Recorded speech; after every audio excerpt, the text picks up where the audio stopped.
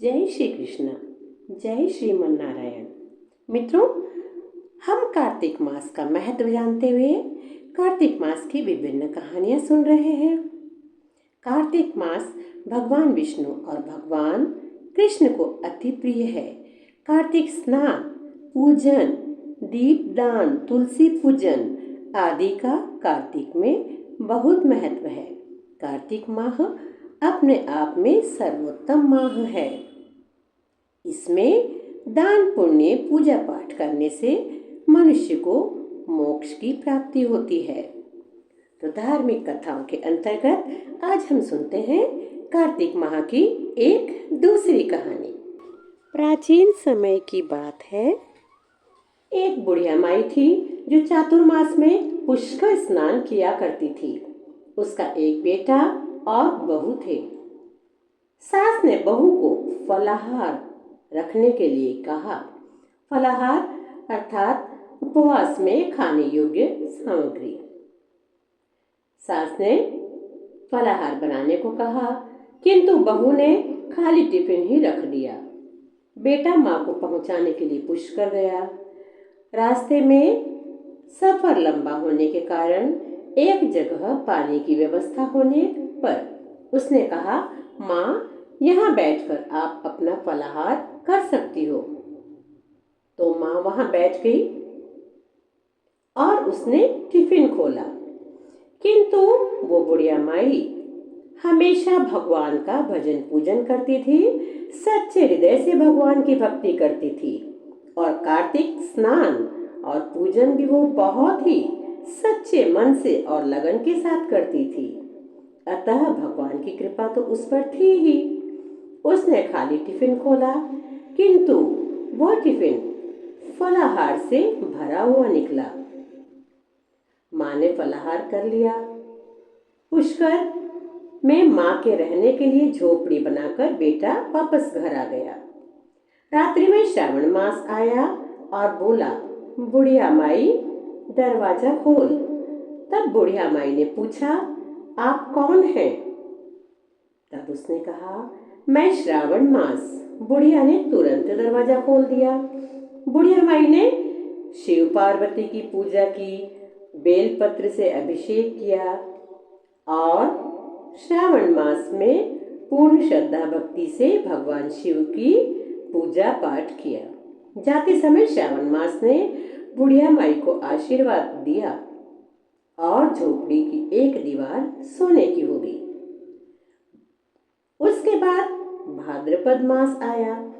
उसने भी दरवाजा खोलने को कहा। बुढ़िया माई ने दरवाजा खोला और भाद्रपद मास आए। बुढ़िया ने सत्तू बनाकर कजरी तीज मनाई, भगवान कृष्ण का जन्मदिन मनाया, भगवान गणेश का जन्मदिन मनाया। इस तरह भाद्रपद मास में पूरी तरह भजन और पूजन किया। भाद्रपद मास भी प्रसन्न होकर बुढ़िया माई को आशीर्वाद देकर चले गए और तुरंत झोपड़ी की दूसरी दीवार भी सोने की हो गई। फिर अश्विन मास आया और उसने भी दरवाजा खोलने को कहा। बुढ़िया माई ने दरवाजा खोला। अश्विन मास के आने पर बुढ़िया माई ने पितरों का तर्पण किया, ब्राह्मण भोज कराकर श्राद्ध किया। नवरात्रि में माँ दुर्गा को अखंड ज्योत जलाकर प्रसन्न किया। माँ दुर्गा की पूर्ण श्रद्धा और भक्ति के साथ 9 दिन आराधना की। उसके बाद बुराई पर सत्य की विजय दिवस के रूप में, खुशी के रूप में दशहरा मनाया। अश्विन मास ने जाते समय प्रसन्न होकर आशीर्वाद दिया तो तीसरी दीवार भी बहुमूल्य रत्नों से जड़ी हो गई और बुढ़िया माई को सदैव प्रसन्न रहने का भी आशीर्वाद दिया। इन सब के बाद कार्तिक मास आया। उसने भी दरवाजा खोलने को कहा। बुढ़िया माई ने दरवाजा खोला। अति प्रसन्न मन से कार्तिक स्नान किया, दीप दान कर दिवाली मनाई। गोवर्धन पूजा, भैया दूज, गोपाष्टमी, आंवला नवमी आदि सभी पूर्ण श्रद्धा भक्ति के साथ उसने हर दिन को पूजा पाठ किया। कार्तिक मास ने जाते समय आशीर्वाद दिया और झोपड़ी के स्थान पर महल बन गया। बुढ़िया माई गरीबों की सेवा कर भजन कीर्तन में अपना समय व्यतीत करने लगी। बेटा माँ को लेने आया तो माँ और झोपड़ी को पहचान न सका, तो पड़ोसियों से पूछा। उन्होंने बताया, बेटा तेरी माँ अत्यंत पवित्र मन से पूजा पाठ और भक्ति करती थी। देख, भगवान ने उस पर कैसी कृपा की है। यही तेरी माँ है और उनका यह महल है। बेटा माँ के चरणों में गिरकर बोला, माँ घर चलो। सारे सामान के साथ घर ले आया। अब सासू माँ के ठाठ बाट देखकर बहू के मन में लालच आ गया और उसने अपनी माँ को भी पुष्कर छोड़कर आने को कहा। अपने पति से कहा कि जैसे अपनी माँ को पुष्कर छोड़कर आए थे और वह इतना धन धान्य और ठाट बाट लेकर आई है, उसी तरह आप मेरी माँ को भी पुष्कर छोड़कर आइए। बेटा अपनी सासू माँ को लेकर पुष्कर गया और वहां एक झोपड़ी बनाकर उसने अपनी सासू माँ को छोड़ दिया। परंतु बहू की माँ की धर्म कर्म में बिल्कुल भी रुचि नहीं थी। वह 4 समय भोजन करती और दिन भर सोती। 4 मास आए और चले गए। जाते समय झोपड़ी भी गिर गई और बहू की माँ की योनि गधी की हो गई, अर्थात बहू की माँ गधी के रूप में परिवर्तित हो गई। मित्रों, यह सच है कि औरत लक्ष्मी का रूप है और लक्ष्मी की तरह चंचल होनी चाहिए, अर्थात घर के कामों को नियम के साथ करते हुए भगवान की पूजा और अतिथि का सम्मान और दान पुण्य आदि भी उसे सदैव करते रहना चाहिए।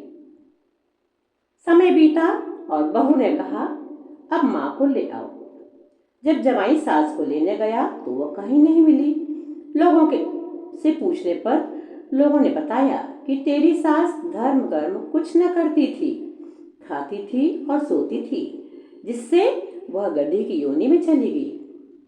जवाई गधी योनि के रूप में सास को बांध कर ले आया। उसकी पत्नी ने पूछा, मेरी माँ कहाँ है? तब पति ने कहा, तेरे लालच की वजह से तेरी माँ गधी योनि में आ गई। अब बहू को अपनी गलती का एहसास हुआ, किंतु अपनी माँ को गधी योनि से छुटकारा भी दिलाना चाहती थी। उसने बड़े बड़े विद्वानों, ब्राह्मण, ऋषि मुनियों से पूछा। तब उन्होंने बताया कि तेरी सास के स्नान किए हुए पानी से स्नान कराने पर उन्हें इस योनि से मुक्ति मिल सकती है। तब बहू ने ऐसा ही किया और अपनी सास के स्नान किए हुए पानी से गधी रूपी अपनी माँ को स्नान कराया।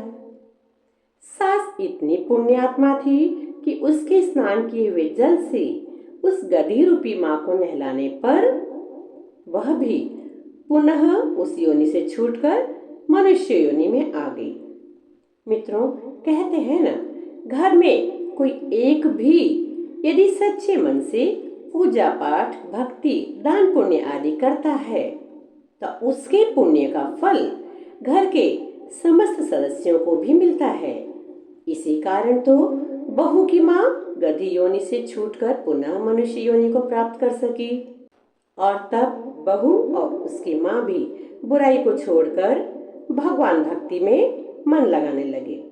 हे नारायण, जैसा बहू की माँ की बुद्धि थी वैसी बुद्धि किसी को ना दें और जैसा बुढ़िया माई आपकी भक्ति करने के पुण्य प्रताप से आपकी कृपा को प्राप्त कर सके, ऐसा अपने सभी भक्तों पर आप सदैव अपनी कृपा बनाए रखें। जय श्रीमन नारायण, जय श्री कृष्ण।